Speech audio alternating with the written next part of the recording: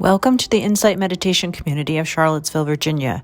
You can find all of our program offerings and information about our Sangha at www.imeditation.org. We meet weekly on Tuesday evenings at 7 p.m. Eastern Time, currently on the Zoom platform for meditation and a Dharma talk given by one of our teachers. We also meet daily at noon Eastern Time on Zoom for sitting practice. We hope you can join us. Anyway, I wanted to talk tonight about the topic of my talk is holding it all. And I'm continuing here with a broad theme that I've been teaching the last several months, what's referred to as the Practical Dharma or Pragmatic Dharma, however you want to describe it. And it's pretty basic Dharma in terms of how do we apply it day to day in our lives to reduce our suffering and the suffering of those around us, and really, hopefully make the world a better place, or at least our part of the world a better place. And so tonight I'm going to talk about holding it all. And what I mean by that is all experience. I alluded to that in the guidance for the meditation, whether that's emotions, physical sensations, pain, whatnot, and mental activity, whether it's pleasant, unpleasant, or neutral. Can we hold all experience, all of our experience, as a path to freedom? And the Buddha taught, I think somewhat paradoxically, that by accepting our suffering is really the path to alleviating our suffering. Let me say that again. So in other words, by accepting our suffering, in other words, by holding it all without reactivity, is really a path to alleviating our suffering. This is the first noble truth from the connected discourses of the Buddha, and it's the noble truth of dukkha. And dukkha is often translated as suffering, but it's much broader than that. It really means any form of worry, concern, anxiety, disruption. It covers a lot more than just what we usually mean when we say suffering. So it goes like this, the sutta, quote, "Now this, monks, is the noble truth of dukkha. Birth is dukkha. Aging is dukkha. Death is dukkha. Sorrow, lamentation, grief, pain, and despair are dukkha. Association with the unbeloved is dukkha. Separation from the loved is dukkha. Not getting what is wanted is dukkha. In short, the 5 clinging aggregates are dukkha," close quotes. And what he's talking about there when he talks about the 5 clinging aggregates, what we are, sort of the totality of who we are, as he taught, are a composite of these 5 factors, these so-called 5 aggregates. And what they are the places where the clinging and the grasping and the suffering shows up. Wherever we're clinging can be found among these 5 aggregates. And I'll remind you of them, although I'm not going to get into them in any detail. That's for another talk. But the 5 aggregates are material form, feelings, perceptions, mental formations, and consciousness. And clinging with any of these 5 aggregates is dukkha. And it pretty much covers most of our experience, if not all of our experience. Now, the Buddha was talking about pain, which is inevitable. Life is full of pain. We can't avoid it. People leave us, people die, we wreck our car, our dog dies, whatever. But then he makes the distinction between pain and suffering, which is not inevitable. They're two different phenomena. This is from the Salatha Sutta. This is also from the Connected Discourses, and it is usually translated as the Arrow Sutta. Quote, "The Blessed One said, when touched with a feeling of pain, the uninstructed, run-of-the-mill person sorrows, grieves, and laments, beats his breast, becomes distraught. So he feels 2 pains, physical and mental. Just as if you were to shoot a man with an arrow, and right afterward were to shoot him with another one so that he would feel the pain of 2 arrows. In the same way, when touched with a feeling of pain, the uninstructed run-of-the-mill person sorrows, grieves, and laments, beats his breast, becomes distraught. So he feels 2 pains, physical and mental, close quotes. And then later, and also in the Connected Discourses in a different sutta, he says, quote, the noble disciple who experiences a painful feeling does not sorrow, grieve, and the like. He feels one feeling, a bodily one, not a mental one. And he harbors no aversion towards the painful feeling, close quotes. So this is a really important distinction in the Dharma, in the Buddha's teaching, between pain and our mental response to that pain, whether that pain is physical, mental, emotional, whatever. He uses the term uninstructed and instructed persons, but he says the uninstructed and instructed persons both feel bodily pain, but they have different attitudes toward it, keeping in mind that that pain can occur in any as a result of clinging in any of those 5 aggregates. So the uninstructed person feels distress and aversion, mental states, but the instructed person does not. So last week, I was cutting some bread with a serrated knife, and I wasn't paying attention, and I just sliced the heck out of my finger. I mean, it was just bleeding all over the place, and it hurt like everything. I mean, that was the first arrow. That was serious pain, and I was immediately aware of how I was beating my breast, grieving, lamenting, and so forth. How quickly that stuff comes up in response to the physical pain. And it was a real prime example, a real close-up example for me of how our response, our mental response to a physical pain in this case, can really worsen it, compound it. I'm thinking, oh, you're so stupid. Why aren't you paying attention? You got blood all over everything, you know, on and on and on. So that's the difference there between the first arrow, which is the pain, which is inevitable. You cut yourself, it hurts. And the second arrow, which is all the mental baggage, all the stuff we pile on top of it.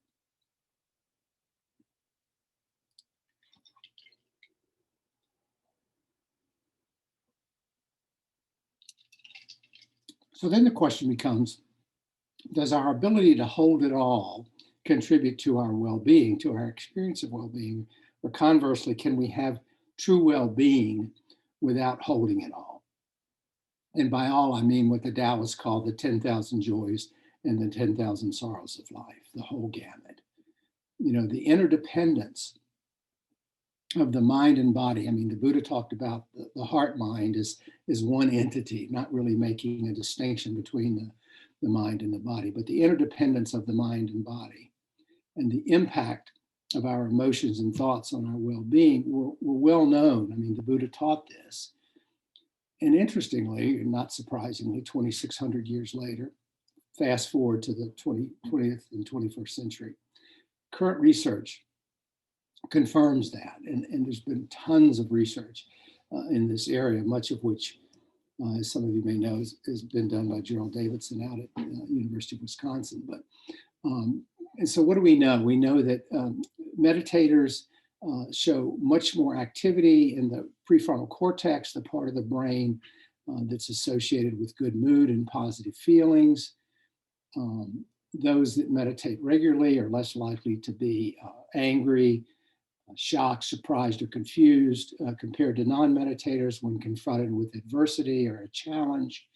In other words, they experience greater equanimity, less reactivity, less emotional reactivity.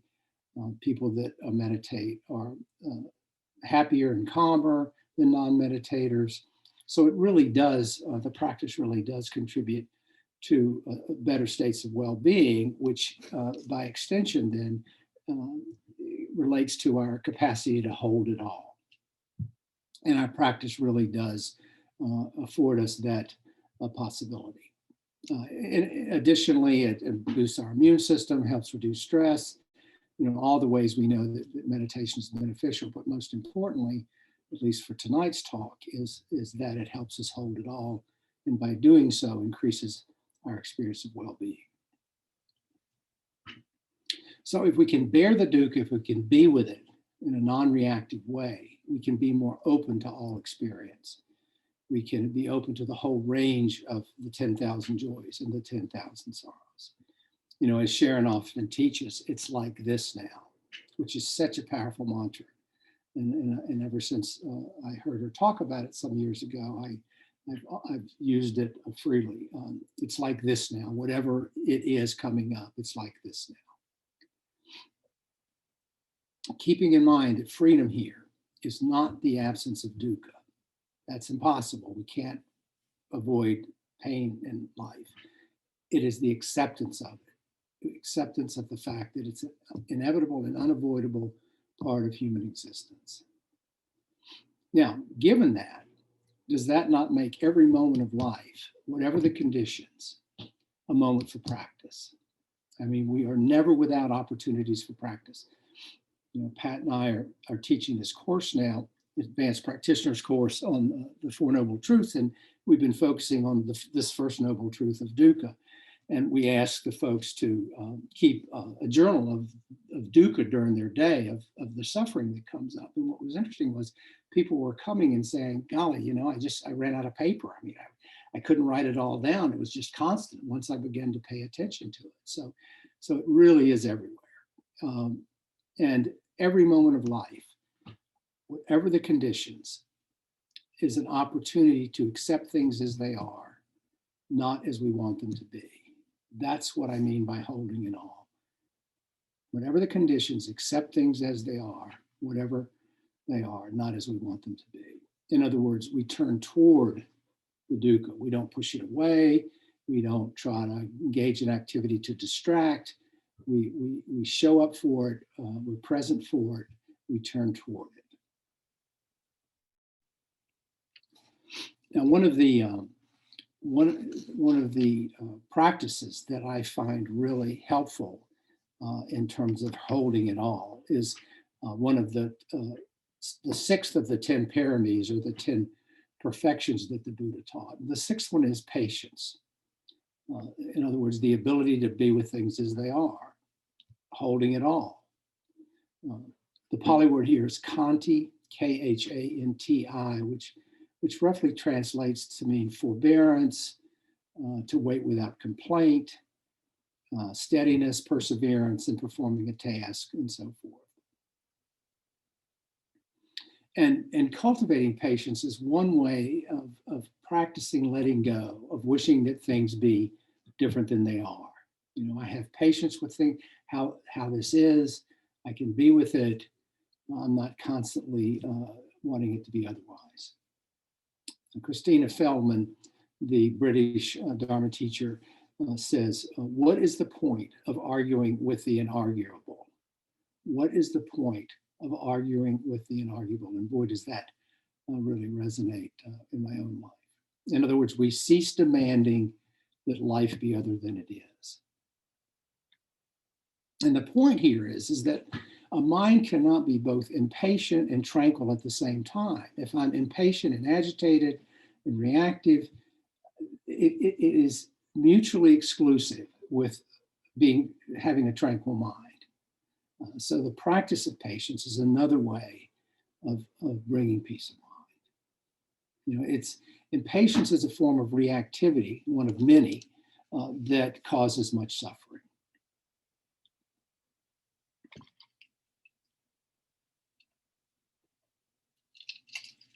Now, I will tell you that I have been an extremely impatient person my whole life. It has just dogged me for as far back as I can remember. And even stories from when my parents were alive about how impatient I was as a little kid. And it's really hard for me to hold all of my reactivity around impatience, what I call my hurry sickness.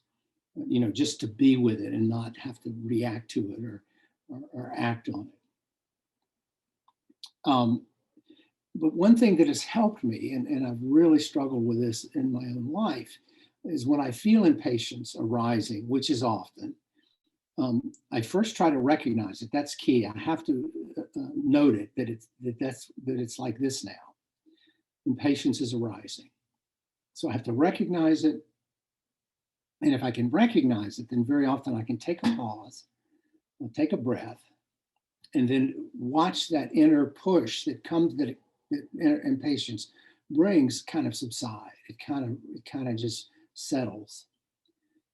Anything that arises unexpectedly, that needs attention, any obstacle that I face, evokes impatience in me. It evokes that hurry sickness. Things have been pretty busy at IMCC and busy with this course Pat and I are teaching, and it's just really been up for me. So I've really been having to work with it. And when I experience that impatience, I'm not being with things as they are.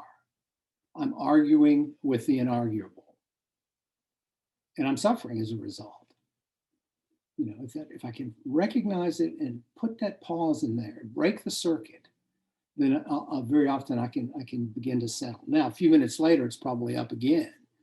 And the challenge for me is always to catch those moments. And they're so often, sometimes they just sort of blow by me and I miss them. But, for me, patience is accepting things as they are, which underpins much of my practice. It's foundational. It requires constancy on my part, attentiveness, and being attuned to the rhythms that, not my internal demands, not that internal push, but sort of the rhythms of life, the rhythms of nature, just the way things naturally unfold. I've talked recently about cultivating that sense of wonder about the world in which we live. And when I'm impatient, I'm just not seeing it. I'm just not cultivating that sense of wonder. I'm too focused on the task in front of me. And so I lose that totality of experience. I lose that sense of wonder, that sort of, to use the cliche, capacity to sort of stop and smell the flowers. You recall that the Buddha taught that there are 5 hindrances that interfere, mental states, if you will, that impede or interfere with our practice. Sensual desire, anger, sloth and torpor, restlessness and worry, and doubt. And I think restlessness is the one that probably most hinders the cultivation of patience. I know for me it does. I feel restlessness in my body when I'm in my hurry sickness state. So just take a moment, if you would, and think about how you experience restlessness. What does it come up around? Does it come up around impatience? Does it come up around external demands, which can trigger patience? Just think about that for a moment, if you would.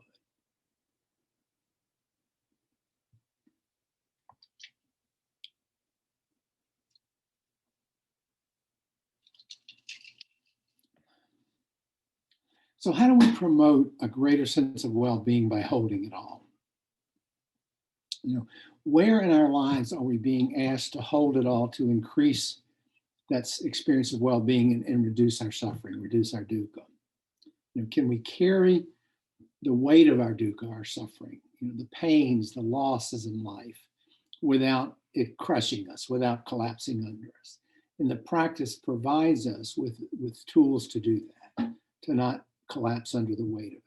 We learn to hold our negative feelings, just be present with them, whether that's anger, frustration, disappointment, envy, the list goes on and on, without having to act on them, without having to be reactive to them. Can we just be with them, watch them arise, watch them pass away? That's the challenge of holding it all. To rein in our reactivity, to hold our disappointments, to hold, for instance, the lack of ego satisfaction when we fail to get acceptance or approval or popularity or whatever. To hold the pain of others with compassion without getting knocked off balance, without resorting to indifference, which is the far enemy of compassion, or pity, which is the near enemy of compassion.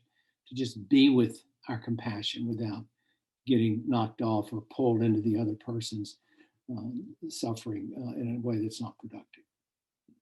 Can we hold our most important values and act on them consistently? Honoring ourselves, not doing work that we hate, not staying in a relationship or a situation that doesn't reflect our values, not engaging in relationships with people that don't reflect our values, doing something that's in conflict with our values. All of that's part of holding it all. Because there has to be an ethical and a foundation to our entire practice, and that brings our values into the question of holding it all. So just to summarize, holding it all means accepting our dukkha, our suffering, and thereby helping increase our well-being, in recognizing that the cultivation of patience is one aspect of practice that underpins this effort. So that all being said, what I'd like to do now is I'm going to ask Judy to put us in groups of 3. If you don't want to be in a breakout group, that's fine. It's optional. But I think it's an opportunity to reflect on a couple of prompts, and I'll read them, and then Judy will put them in the chat box. But when the thing comes up that asks you to go in a chat room, if you don't want to go in, just don't click on it. You're welcome to just hang out and wait and come back for the discussion, or you can join a breakout group. But the prompt is, where in your life are you having difficulty? What's up for you in terms of holding it all? Where do you most feel that? And how can you, or how do you use your practice to address that challenge of holding it all? Okay, well, we're just about out of time, and I wanted to share a poem with you before we end that I think really speaks to this point. It's a poem called "The Cure" by Albert Huffstickler, Huffstickler. And he says, "We think we get over things. We don't get over things. Or say, we get over the measles, but not a broken heart. We need to make that distinction. The things that become part of our experience never become less a part of our experience. How can I say it? The way to get over a life is to die. Short of that, you move with it. You let the pain be pain, not in the hope that it will vanish, but in the faith that it will fit in, find its place in the shape of things, but then not any less pain, but true to form. Because anything natural has an inherent shape and it will flow towards it. And a life is as natural as a leaf. That's what we're looking for. Not the end of the thing, but the shape of it. Wisdom is seeing the shape of your life without obliterating, getting over a single instant of it. The Cure. So, thank you for your time and attention. May we all hold our pain with compassion and learn to let go. See you next time.